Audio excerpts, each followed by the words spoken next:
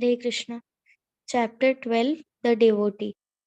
As mentioned above, a person in Krishna consciousness, being fully devoted to the transcendental loving service of the Lord, develops all the godly qualities of the demigods. There are many such qualities, but Lord Chaitanya described only some of them to Sanatan Goswami.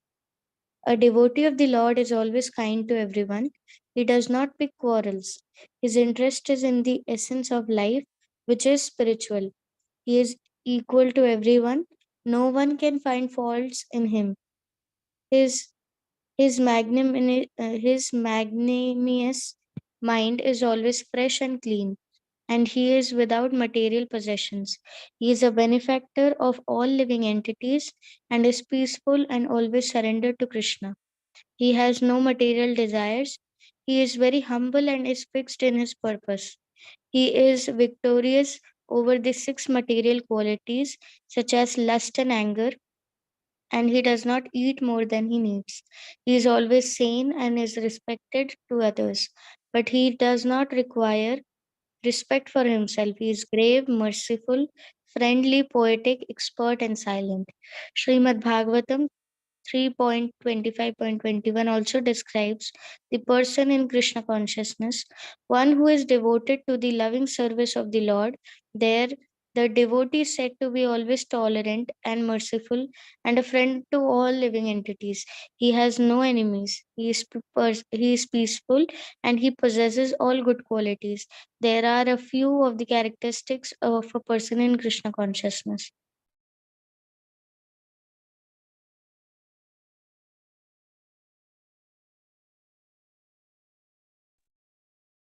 It is also stated. It is also said in Srimad Bhagavatam that if one gets the opportunity to serve a great soul, a Mahatma, his path to liberation is open. However, those who are attached to materialistic persons are on the path of darkness. Those who are actually holy are transcendentalists. They are equipoised, very peaceful, free from anger, and friendly to all living entities. Simply by associating with such holy men, one can become a Krishna conscious devotee of the Lord. Indeed, to develop love of Godhead, the association of such a great soul is needed. The path of advancement in spiritual life opens for anyone who comes in contact with such a holy man by following their path. One is sure to develop Krishna consciousness and full devotional service. In the 11th canto, second chapter, text 30 of Srimad Bhagavatam, Vasudeva, the father of Krishna, asks Narad Muni about the welfare of all living entities, and in reply, Narad Muni quotes a passage from Maharaj Nimi's discussion with the nine Yogendras. O holy sages, King Nimi said, I am just trying to find the path of well-being for all living entities. A moment of association with holy men is the most valuable thing in life, and for that moment opens the path of advancement in spiritual life. This statement is confirmed elsewhere in Srimad Bhagavatam. By associating with holy persons and discussing transcendental subject matters with them, one becomes convinced of the value of spiritual life.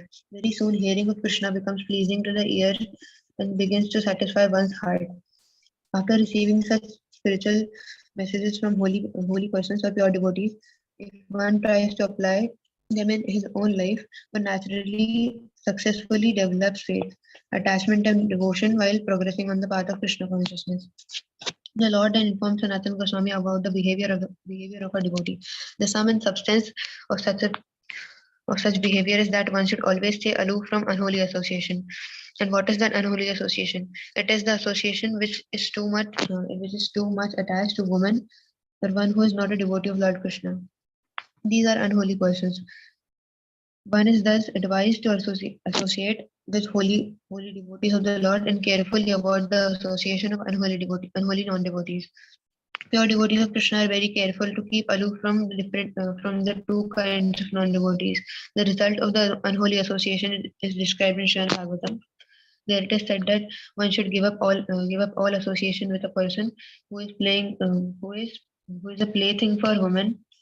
For by associating with such an unholy person, one becomes bereft of all good qualities such as truthfulness, cleanliness, mercy, gravity, intelligence, shyness, beauty, fame, forgiveness, control of the mind, control of the senses, and the opulences that are automatically obtained by a devotee. A man is never so degraded as when he associates with persons who are too much attached to women.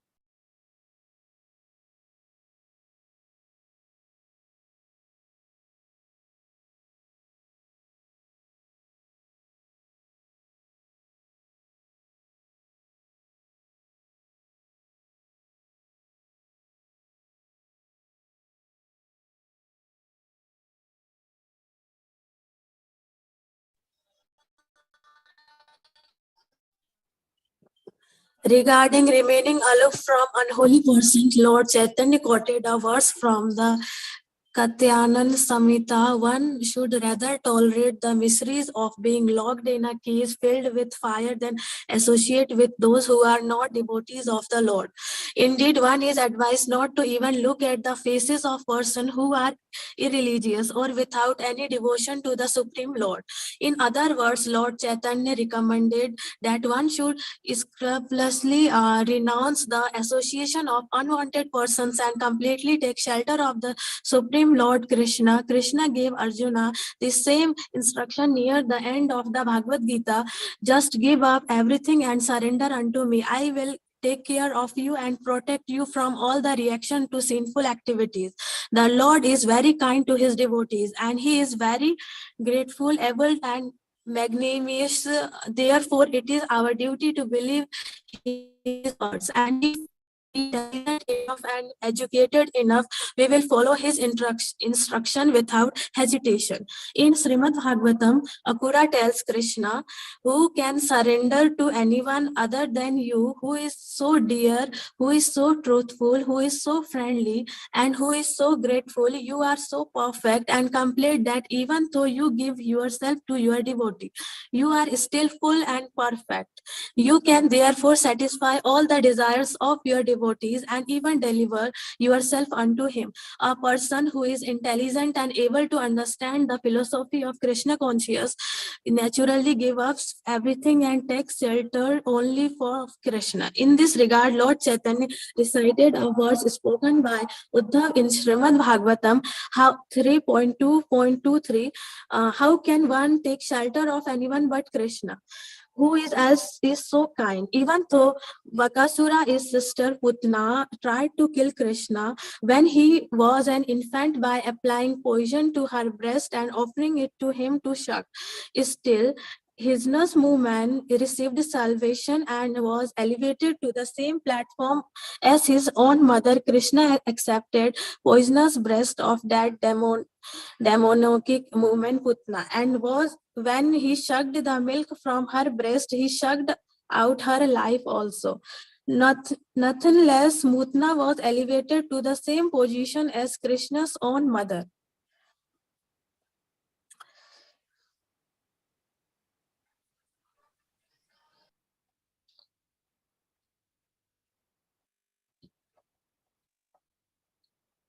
There is no essential difference between a fully surrendered soul and a man in the renunciate order of life. The only difference is that a fully surrendered soul is completely dependent upon Krishna. There are six qualifications for surrender. The first is that one should accept everything favorable for the discharge of one's duties in devotional service, and one should be determined to accept the process. The second is that one should give up everything that is unfavorable for the discharge of devotional service, and one should be determined to give it all up. Thirdly, one should be convinced that only Krishna can protect him and should have fully faith that the Lord will give that protection. Impersonalities thinks that his actual identity is in being one with Krishna. But a devotee does not destroy his identity in this way. He lives with full faith that Krishna will kindly protect him in all respects. For, Fourthly, a devotee should always accept Krishna as his maintainer. Those who are interested in the fruits of activities generally accept protection from the demigods, but a devotee of Krishna does not look to any demigod for protection. He is fully convinced that Krishna will protect him from all kinds of unfavorable conditions. Fifthly, a devotee is always conscious that he is not independent in fulfilling his desires. Unless Krishna fulfills them, they cannot be fulfilled.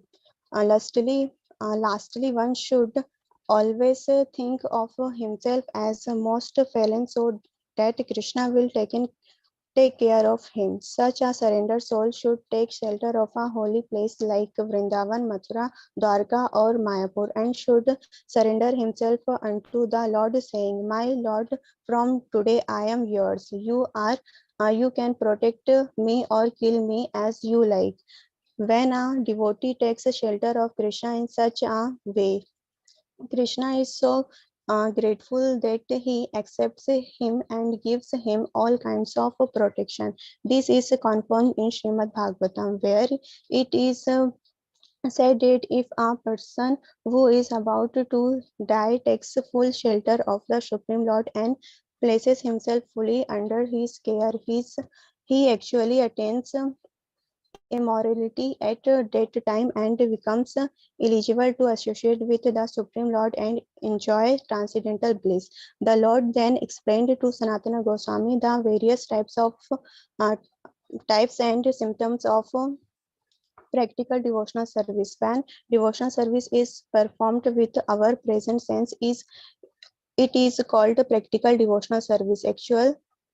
Actually, devotional service is the eternal life of the living entity and is laying dormant in everyone's heart. The practice which invokes that determined devotional service is called practical devotional service. The purpose is that the living entity is constitutionally part and parcel of the Supreme Lord. The Lord can be compared to the sun, and the living entities can be compared to molecules of sunshine. Under the spell of the illusory energy, the spiritual spark is almost extinguished, but by practical devotional service, one can revive his natural constitutional position. When one party practice such devotional service, it should be understood that he is returning to his original and normal liberation position.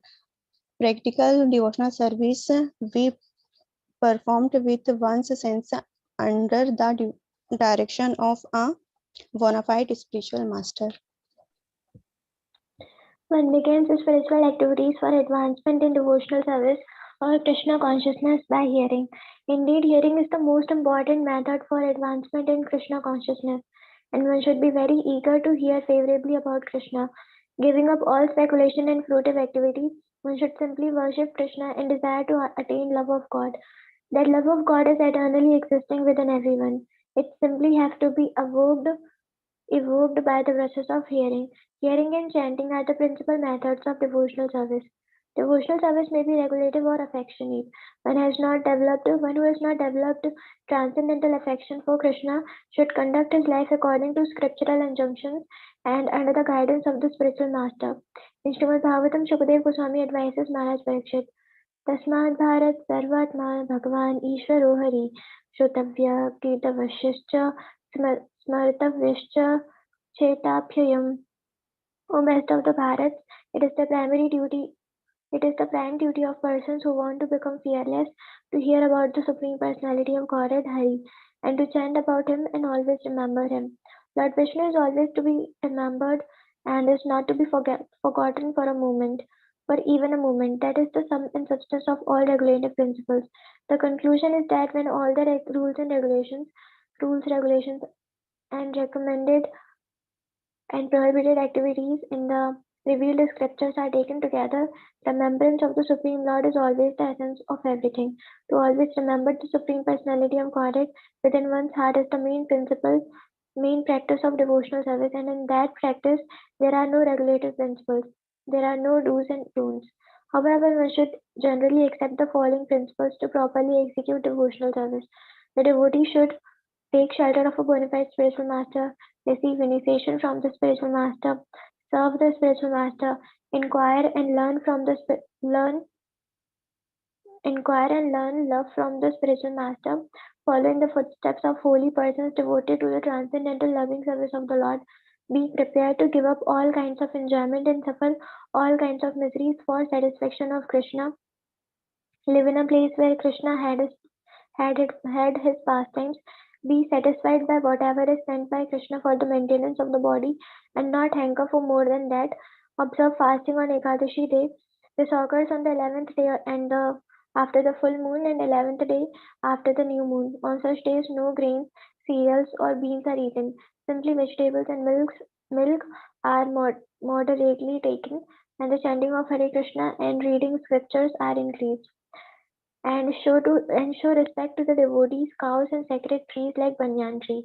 It is essential for a neophyte devotee who is beginning to follow the path of devotional service to observe these 10 principles. The 11th principle is to avoid offenses in serving the Lord and in chanting his holy names. There are 10 kinds of offenses in the matter of chanting of holy names. To blaspheme a devotee of the Lord, to consider the Lord and the demigods on the same level, or to think there are many gods, to neglect the orders of the spiritual master, to minimize the authority of the scriptures, to interpret the holy name of God, to commit sins on the strength of chanting, to instruct the glories of the Lord's names to the unfaithful, to compromise the chanting of the holy name to material piety, to be inattentive while chanting the holy name, and to remain attached to material things in spite chanting the holy names. These 10 offenses against the holy name should be avoided. The 12th principle in the execution of devotional service is that one should avoid the association of unholy non devotees. One should not attempt to have many disciples. One should not take the trouble to understand many books or to understand partially any particular book, and one should avoid discussing different doctrines. One should be equipoised both in gain and in loss. One should not be subject to any kind of lamentation. One should not disrespect the demigods or other scriptures. One should not tolerate blasphemy against the Supreme Lord or his devotees. One should avoid ordinary topics of novel and fiction, but there is no injunction that one should avoid hearing ordinary news. One should not give any trouble to any living creature, even a small bug. The first 10 of the 20 items mentioned above are affirmative, and the second 10 are prohibitive. In the Bhakti Rasamrit Sindhu compiled by Srila Rupa Goswami, it is said that one should be very liberal in behavior and should avoid any undesirable activities. Of the 20 regulations, the most important are the first three: to accept the shelter of bona fide spiritual master, be initiated by him, and serve him. In addition to these 20, there are 35 more items of devotional service, and they can be analyzed as follows: hearing about the Lord, chanting about Him, remembering Him, worshipping Him, praying to Him, serving Him, engaging His servitor, being friendly toward Him, offering everything to Him, dancing before the deity, singing before the deity, informing the deity one's thoughts, offering obeisances to the deity, standing up to show respect to the deity and the devotees, following a, following a devotee when he gets up to the door, entering the temple of the Lord, circumambulating the temple of the Lord, reciting prayers to the Lord, vibrating hymns in His honor, performing Shankirtana or congregational chanting of the holy name, smelling the incense and flowers offered to the deity, accepting prasadam, attending the arati ceremony, seeing the deity, offering palatable foodstuffs to the Lord, meditating on the Lord, offering water to the tulsi tree, offering respect to the Vaishnavas or advanced devotees, living in Mathura and Vrindavan, understanding Srimad Bhagavatam, trying one's utmost to attain Krishna, expecting the mercy of Krishna, joining with devotees in performing Krishna's ceremonial functions, surrendering to the Lord in all respects, observing different ceremonial functions and vows. To these 35 items are added another four. marking one's body with sandalwood pulp to show that one is a Vaishnava. Painting one's body with uh, painting one's body with the holy names of the Lord, covering one's body with remnants of the deity's covering, uh, sipping Charanamrita, the water that has been washed the deity. These four additional items make 39 items for devotional service in all, and out of these, the following five are most important: to associate with devotees, to chant the holy name of the Lord, to hear Srimad Bhagavatam, to live in a holy place such as Mathura or Vrindavan, to serve the deity with great devotion. These items are especially mentioned by Rupa Goswami in his book Rasamrit Sindhu. The 39 items above, plus these five items, total 44 items. Add to these the 20 preliminary items. There are a total of 64 items for conducting devotional service. The devotional service of one who adopts these 64 items with his body, mind, and senses gradually becomes pure. Some of the items are completely distinct from others. Some are identical, and some appears to be mixed. Srila Rupa Goswami has recommended that one live in the association of those who are of the same mentality. Therefore, it is necessary to form some association for Krishna consciousness and live together for the cultivation of knowledge of Krishna and devotional service. The most important item for living in that association is the mutual understanding of the Bhagavad Gita and Srimad Bhagavatam. When faith and devotion are developed, they become transformed in the worship of deity, chanting of the holy name, living in a holy place like Mathura and Vrindavan.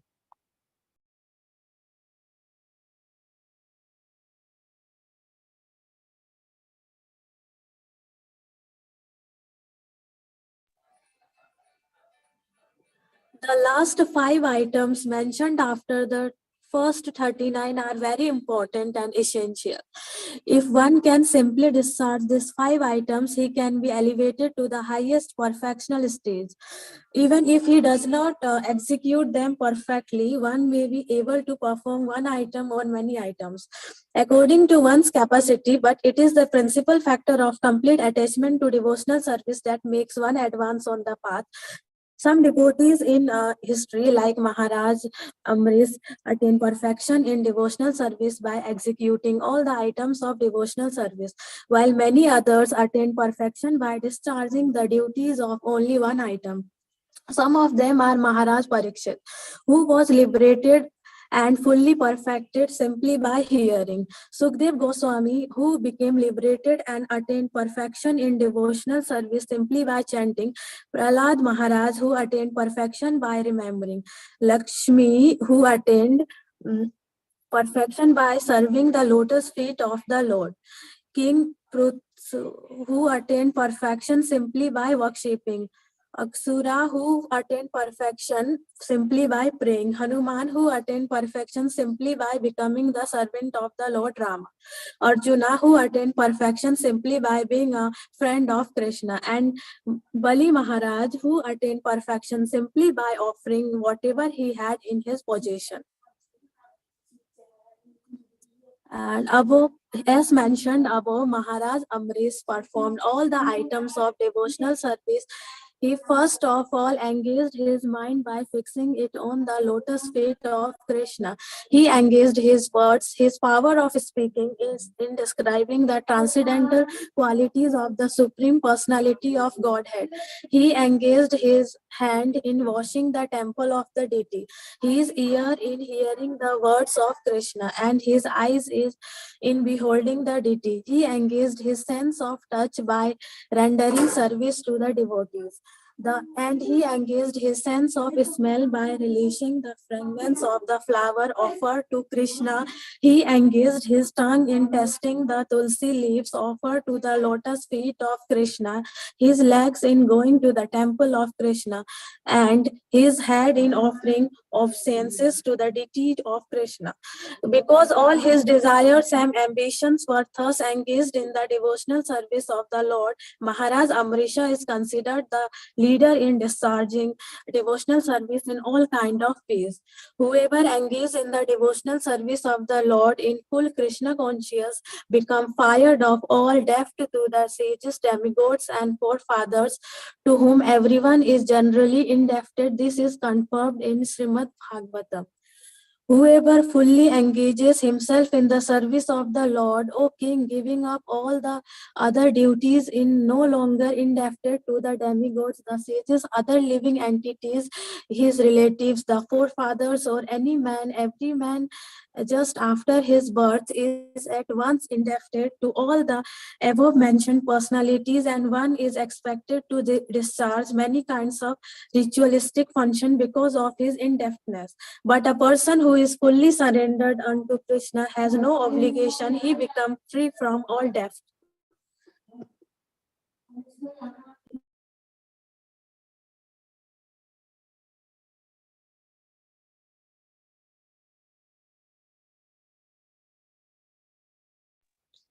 It should be carefully noted, however, that when a person gives up all other duties and simply takes to the transcendental service of Krishna, he has no material desire and is not apt to perform sinful activities. If, however, he performs sinful activities not willfully but by chance, Krishna gives him all protection. It is not necessary for him to purify himself by any other method, and this is confirmed in Srimad Bhagavatam. A devotee who is fully engaged in the transcendental loving service of the Lord is protected by the Supreme Person.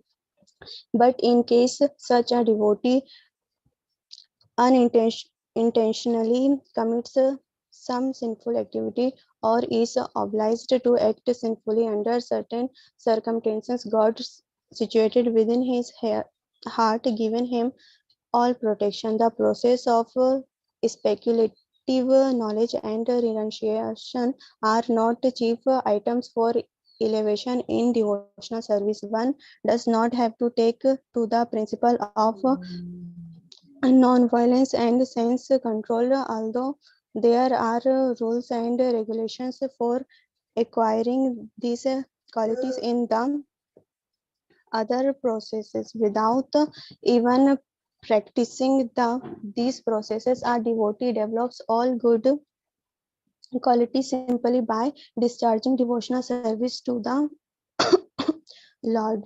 In the 11th canto of Srimad Bhagavatam, the Lord himself says that there is no necessity of cultivating speculation, knowledge, and renunciation if one is actually engaged in the devotional service of the Lord. One out of the sheer surrendering some transcendentalistic think that knowledge and renunciation are necessary for reaching to the platform of devotional service. This is not so. The cultivation of knowledge and the renunciation of fruitive activities may be necessary for understanding one's spiritual existence in relationship to the material compassion of life, but they are not part and parcel of devotional service. The result of knowledge and fruitive activities are liberation and material senses gratification, respectively. Therefore, they cannot be part and parcel of devotional service. Rather, they have no intrinsic value in the discharge of devotional service.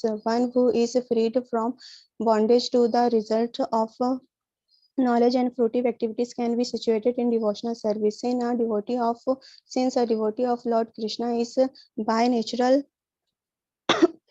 inviolate, and since his mind and senses are controlled, he does not have to make a special effort to acquire the qualities which is result from cultivating knowledge and performing fruitive activities.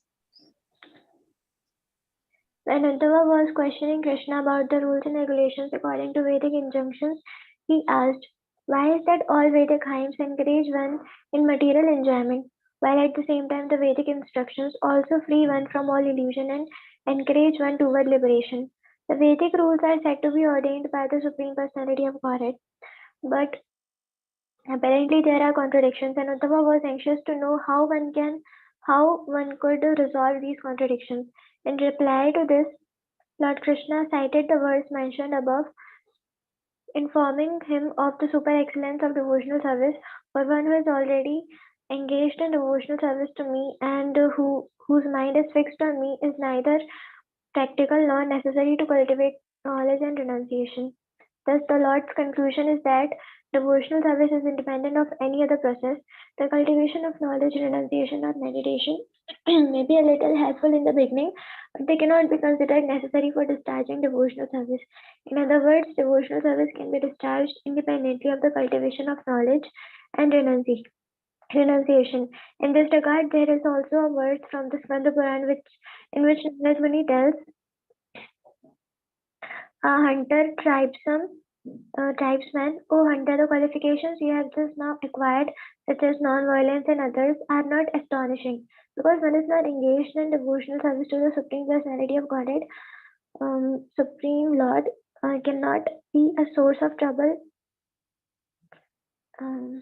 O hunter, the qualifications you have now acquired, such as non-violence and others, are not astonishing because one who is engaged in devotional service to the Supreme Lord cannot be a source of trouble for anyone under any circumstance. Hare Krishna, Krishna Krishna, Hare Hare, Hare Ram, Ram Ram.